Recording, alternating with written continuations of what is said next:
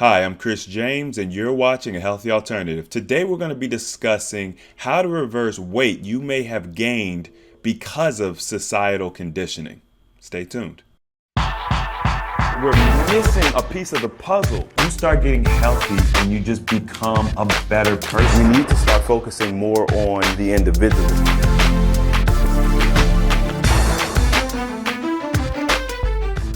All right, y'all, before I get started, if you've been enjoying my content for the past 5 years now, we're coming up on AHA's 5th birthday. Please hit that thumbs up button and don't forget to subscribe if you haven't already. We are about to reach 100,000 subscribers, and I'd love to see that come through before the end of the year. Okay, so I had a discussion recently with an old friend, and it was based off of this meme that I saw where it was talking about how we use Q-tips. Okay, now walk with me for a second. So the meme was pretty much talking about how they don't understand how we function as a society, seeing how we use Q-tips in our ear, even though it clearly states on the box, do not use in the ear or not to be inserted in the ear. And it got me thinking because I use Q-tips in my ear as well. And I'm constantly talking about conditioning and how deep-seated it is and how it starts when we're so young and blah, blah, blah. And I'm constantly learning new things that I have been conditioned to do without thinking, but I'm grateful for the mindset. So I started thinking, I'm like, man, where did I learn to use Q-tips? So I asked my friend, I'm like, yo, did you know that Q-tips aren't designed to be used in the ear? And I think she might have said, yeah, or whatever. I don't know. But eventually, as the conversation progressed, it was more or less like, okay, we realize that Q-tips aren't supposed to be used in the ear. But, you know, people use things for stuff it's not designed for all the time. In the electrical trade, when we would use the wrong tool, we would say improper tool use, right?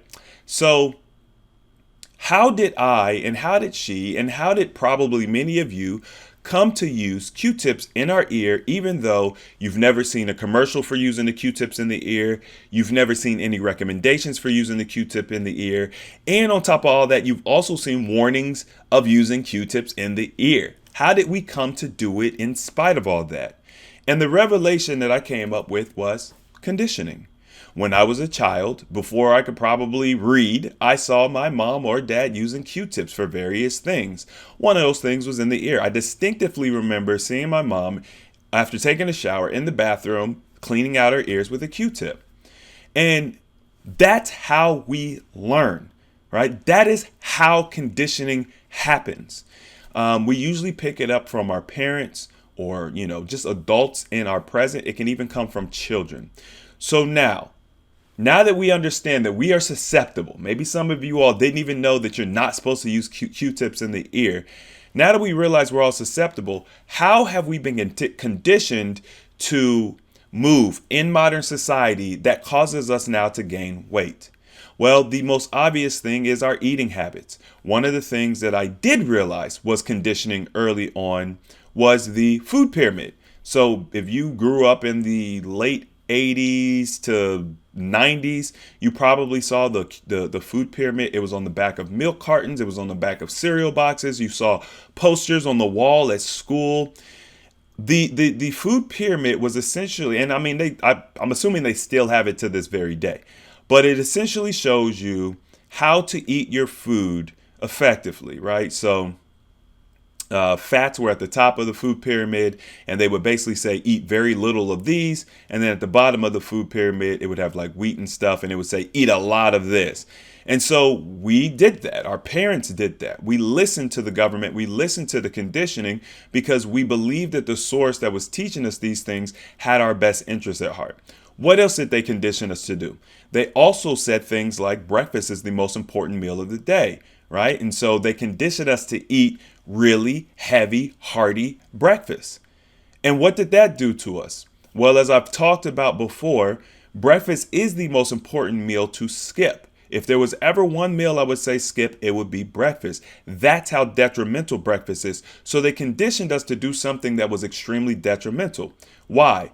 Because the body's circadian rhythm during the time when we would typically want to eat breakfast is when the body wants to evacuate and expel toxicity. So while we're stuffing our face, we're disrupting the body's ability to eliminate. And now we wonder why all of us have digestive problems. Not only are we eating in the morning, but we're eating very heavily in the morning and we're clogging our system. What are some other things that we were conditioned to do? Well, one of the things that I realized is in America, we're conditioned to eat late. Now, even worse in the African American community, we typically would eat closer to like 8 p.m. I always thought it was weird when I would go over to my white friend's house and they'd be eating at like 5 o'clock or something like that. But in the African American community, we eat really, really late. And then, of course, some of us develop our own individual bad habits and we eat even later than that. Why is this a problem? Well, it goes back to the body circadian rhythm again. When you eat closer to the time when you're going to go to sleep, it disrupts your body's ability to absorb the food you've consumed and start the process of extracting the nutrients and all of the things, all the good stuff you need from the food you eat. And the thing about it is, these practices are really unnatural. It's not something that we would do in a natural setting, right? Modern society has allowed us to step outside of what is natural because of all of the amenities and all of the conveniences of modern time. For example, the refrigerator. What has the refrigerator conditioned us to be able to do? Well, it helps us overeat quite a bit, because we can store up a ton of food all at one time, and at any moment in time, we can go and have any kind of meal we want. We can even have food that's out of season because we can freeze it and we can have it anytime we want, right? Also, just the fact that we can preserve food longer, it gives us more access to food. Look at grocery stores. We can go and get all kinds of food, international foods, all types of things at a grocery store. Whereas before that, we might have to forage or, grow our own food or wait for things to come in season, right? In addition to that, we also have convenience stores, right? It's a store you can go into, you can eat conveniently, you can get convenient items, but a lot of these things are food, they're bad for us, they're synthetic foods, they're fake foods.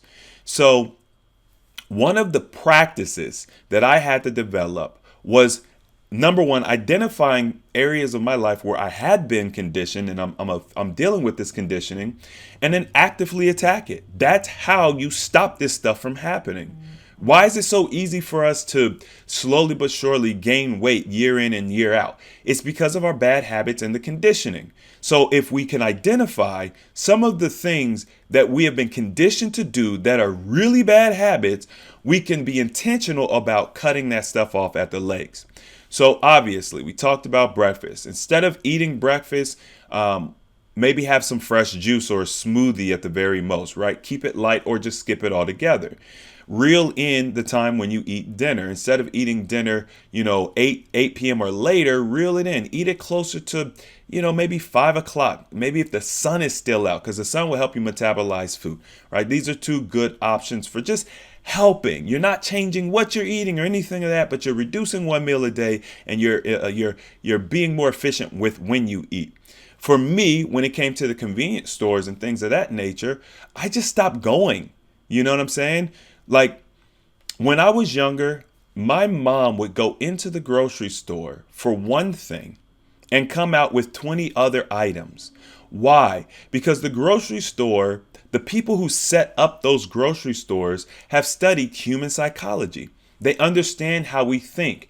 That's why when you get to the cash register, they have all of those items, all those items sitting at the cash register. I mean, think about it. All it really does is clutter. From the standpoint of efficiency, it doesn't really make sense to have all of that clutter there. But from a psychological standpoint, when people understand impulse buying, you know what I mean? The grocery stores are able to drive through more dollars. They're able to make more revenue by cramming all that stuff at the cash register. So you have to be intentional about not falling into these traps. When I go to the gas station, I pump my gas at the pump. I use my card. I don't go in the gas station. In the past 5 years, I could probably count on my fingers and toes, the amount of times I've gone in the gas station when my intention was to go just to pump gas. Like, probably less than my fingers and toes, to be honest. It's so rare that I go to a gas station to pump gas and go inside the gas station. Now, that's something I had to be intentional about not doing anymore, because this conditioning is really subconscious. You know what I mean? And a lot of the issues that we're dealing with nowadays that are giving us so much strife is from subconscious programming. Once again, go back to the Q-tip example. I remember as a young boy, I probably wasn't even in school yet, when I saw my mom get out the shower and use a Q-tip, and I learned that. And this is an age when we're very impressionable. Also, during that same age range, I would go to the gas station with my dad. I'd watch my dad get out the cart. He'd put the pump into the thing. He'd click it. So he'd hook the pump so that it pumps and he can move. And he'd go into the gas station. Now, granted, back then it was more common to pay with cash. But you still had other options. But okay, I'll give you that. It was more common to pay with cash. But guess what he would come out with every single time? A box of Cheez-Its, a box of cheese puffs, some sunflower seeds, some pistachio nuts. He would come out with a snack. So he was teaching me, he was conditioning me. When you go to the gas station, guess what I do when I go to the gas station? I latch the hook every time. And then before I started breaking the conditioning, I go in and I find myself a little snack.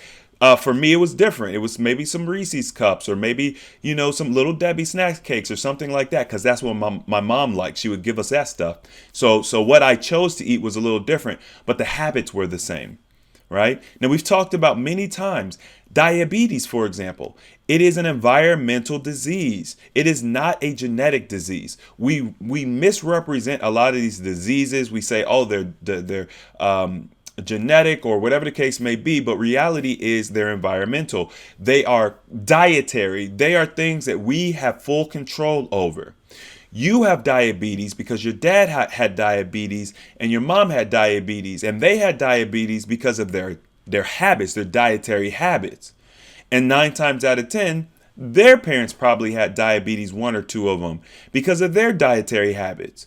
Because what's passed on from mother to daughter, or from either, mother to father or whatever, is how we eat, how we cook, how we prepare food, where we go to cook, the quantities of food we purchase. If you come from a household that had a lot of children in it or whatever, a big family, you're used to buying family size stuff. So even if you don't have a big family, because that's what you've seen, you buy family size stuff. And then maybe if you did come up from a household with a lot of people, a lot of children in it, you may have needed to kind of be your mom may have conditioned you, like my mom conditioned me, eat all the food on your plate, right? Don't waste any food. So guess what? Even after I'm full, because of the conditioning, I will still eat the rest of the food on my plate. These are all things that we've picked up typically from a very early age. And we have to kind of look back and start identifying what are some of the habits. Even if my mom teaching me to eat all the food on my plate, it wasn't so that I can get fat and be gluttonous as a man. It was so that, I'd get my fill as a child, because we didn't have a lot of food. So my mom didn't want us wasting food. It came from a good place. But now, as an adult, it doesn't serve me. There's not a whole bunch of children around me scarfing down all the food. Everything I purchase is in my control. The dynamics of my structure, my life structure, my lifestyle have changed. And we've got to learn how to adapt, right? So for those of you who are looking to get better outcomes out of life, it would behoove you to look at some of the conditioning. And you got to dig deep for this, and it's going to take a while. I only just realized the Q-tip thing a couple weeks ago, maybe a month ago, when I saw the meme, right? I knew people said it wasn't good to use Q-tips, but I didn't realize that Q-tips weren't designed for that purpose. I still thought they were designed for that purpose. It was just a crappy design, So hopefully this is an eye-opener. Hopefully this is helping you to think outside of the box, which will eventually help you be more intentional, which will help you get better outcomes. Listen, y'all, if you enjoyed this video, if you enjoyed my content, don't forget to hit the thumbs up button. If you want to see more videos like this, don't forget to subscribe. And as always, the application of knowledge is power, and I will see you all next time.